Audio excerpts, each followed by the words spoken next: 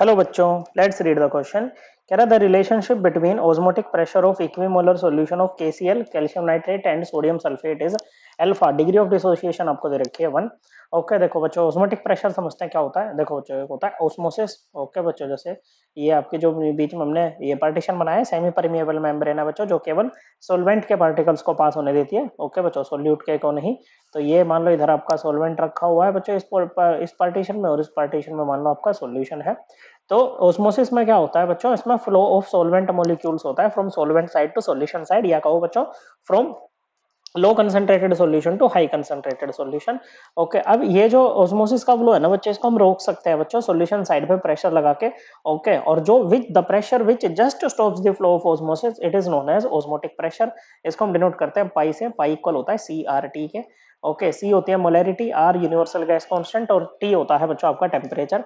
अब देखो, अगर हम बात करें ऑस्मोटिक प्रेशर की, तो ये एक कोलिगेटिव प्रॉपर्टी होती है बच्चों, और कोलिगेटिव प्रॉपर्टीज वो प्रॉपर्टी होती हैं जो केवल अमाउंट ऑफ सॉल्यूट पे डिपेंड करती है, ना कि उसके नेचर पे। ओके बच्चों, अब देखो बच्चों, जैसे अब KCl की ही बात करो, किसकी बात करो बच्चों, जैसे KCl की ही बात करें, तो KCl के केस में क्या होगा बच्चों, जब सपोज करो आपने 1 मोल KCl लिया और 1 मोल के हिसाब से आपने यहाँ पर कंसंट्रेशन वगैरह निकाल के कैलकुलेशंस कर दी है बच्चों। ओके, लेकिन बच्चों बात ये होगी ना कि आपने तो KCl लिया बच्चों। ओके, अब KCl तो जैसे मान लो पानी में डाला तो टूट जाएगा बच्चों, K plus plus Cl minus. तो effective number of solute particles तो आपके पास में 2 मोल आएंगे ना बच्चों। तो जो आपकी कैलकुलेटेड वैल्यू होगी कोलिगेटिव प्रॉपर्टी की, और जो उसकी एक्चुअल वैल्यू होगी बच्चों, उसमें तो क्या आ जाएगी, डिस्क्रिपेंसी आ जाएगी बच्चों। इसी को दूर करने के लिए हम यूज करते हैं वेंट ऑफ फैक्टर को। किसको बच्चों, went of factor. Okay, went of factor किसके इक्वल होता है बच्चों, ये इक्वल होता है बच्चों actual colligative property divided by calculated colligative property. Okay बच्चों, तो जैसे आपको यहाँ पर एक्चुअल एक्चुअल ऑस्मोटिक प्रेशर निकालना होगा तो ये आयोटा CRT के इक्वल होता है। आयोटा होता है वेंट ऑफ फैक्टर। इसको निकालने का एक और तरीका होता है, ये होता है total moles after dissociation. Okay बच्चों, डिसोसिएशन भी हो सकती है, एसोसिएशन भी हो सकती है।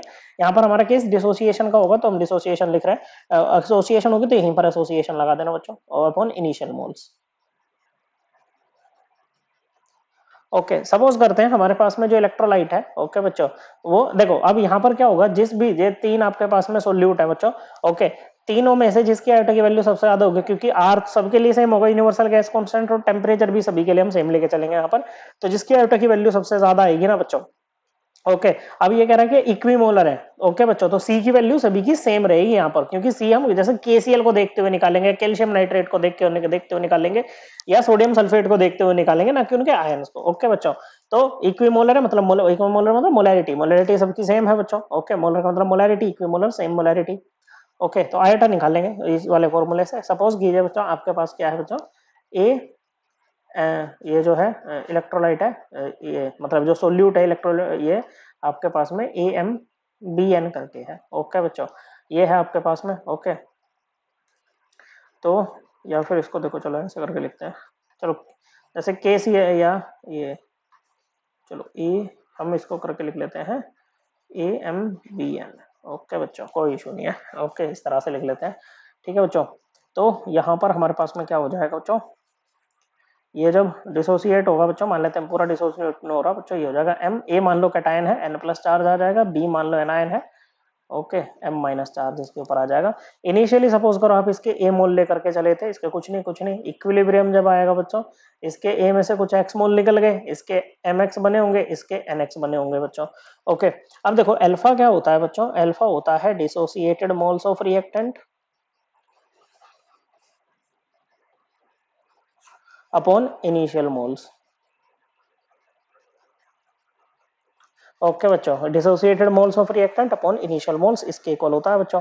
ओके, तो देखो यहां से आपके पास में अल्फा किसके इक्वल हो जाएगा, डिसोसिएटेड मोल है X, इनिशियल मोल है A।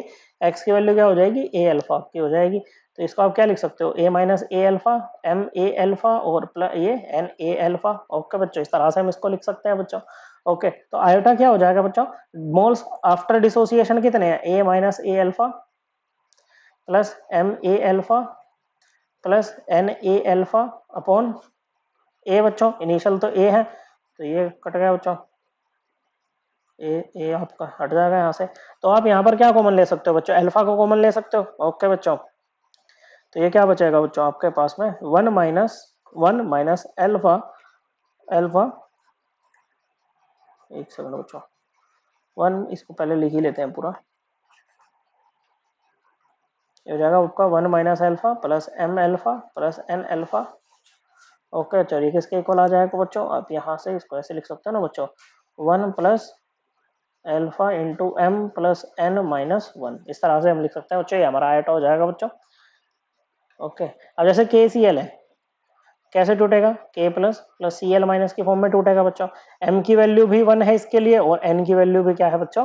1 ही है। ओके बच्चों, तो इसके लिए आपका आयोटा क्या हो जाएगा बच्चों? 1 प्लस, और एल्फा की वैल्यू तो है ही 1 सभी के लिए बच्चों, 1 प्लस एल्फा की वैल्यू 1 है। ओके बच्चों, एम की वैल्यू भी 1 और एन की वैल्यू भी 1।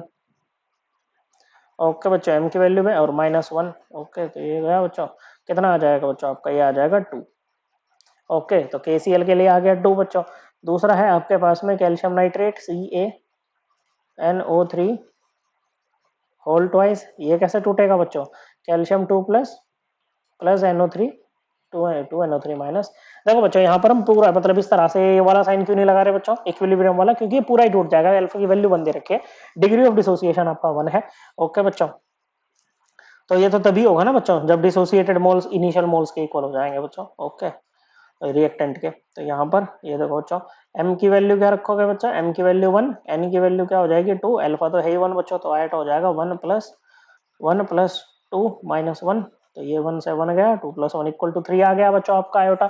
तो कैल्शियम नाइट्रेट के लिए आ जाएगा बच्चों 3 वेंटो फैक्टर। ओके बच्चों, नेक्स्ट आपके पास में Na2SO4, ये कैसे टूटेगा बच्चों? ये टूटेगा आपका 2Na plus plus SO4 2 minus करके। ओके बच्चों, तो इसके लिए m की वैल्यू 2 है, n की वैल्यू क्या है? 1 है, तो आयोटा हो जाएगा 1 प्लस 2 प्लस 1 माइनस 1। ओके बच्चों, कितना आ जाएगा? 3 आ जाएगा। ओके, अब जो वेंटो फैक्टर है कैल्शियम नाइट्रेट का और सोडियम सल्फेट का इक्वल है, तो जो ओजमोटिक प्रेशर होगा बच्चों, क्या होगा बच्चों? ओजमोटिक प्रेशर होगा वो इन दोनों का इक्वल होगा, और ज्यादा होगा किससे? KCl से। किससे बच्चों? KCl के ओजमोटिक प्रेशर से। ओके, क्योंकि उसके लिए वेंटो फैक्टर की वैल्यू सबसे कम है तीनों में। तो KCl का ओजमोटिक प्रेशर सबसे कम बच्चों, उससे ज्यादा होगा बच्चों आपका कैल्शियम नाइट्रेट का। ओके बच्चों, जो कि किसके इक्वल होगा बच्चों? Osmotic pressure of sodium sulphate. Okay बच्चों, this is given in option number B. So correct answer option B. I hope आपको एकदम क्लियर हो गया होगा। थैंक यू बच्चों।